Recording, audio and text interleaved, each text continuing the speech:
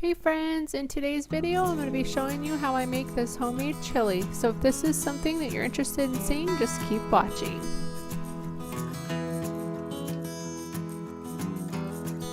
So for this recipe, these are the ingredients that you will need. I have salt and pepper, chili powder, diced tomatoes, garlic, kidney beans, chili beans, brown sugar, onion, and here I'm just using some ground turkey sausage, but you can use ground beef or you can not have any kind of meat at all.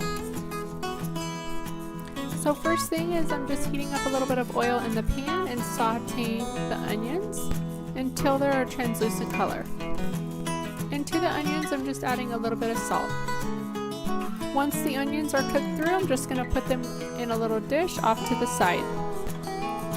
I either like to use Crock-Pot liners or cooking spray just to help prevent sticking, so that's what I'm doing here. And then I'm just browning up the ground turkey sausage,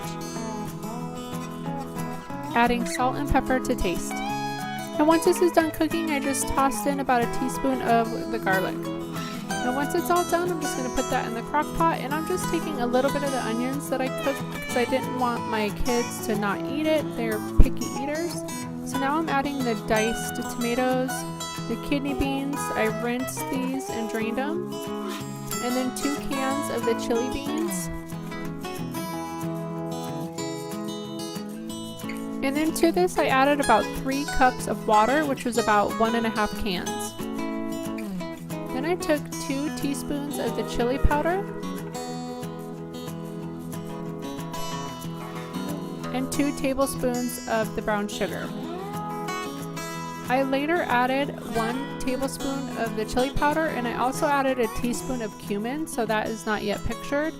But once I tasted it at the end, I knew it just needed a little bit extra, so that's what I added. Again, see the recipe in the description box below. Then I just put the lid on and then set the timer on here for 6 hours on high. And I started this around noon. Then about 4.5 hours later is when I went ahead and checked on it, and it was ready to go. And here is where I just added that extra bit of chili powder and cumin.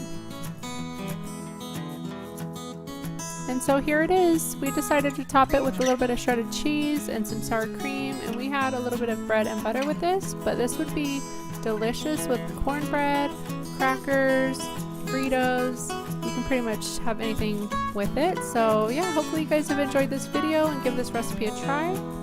If you like this video, please give it a thumbs up and subscribe for more. I'll see you in the next one. Bye guys.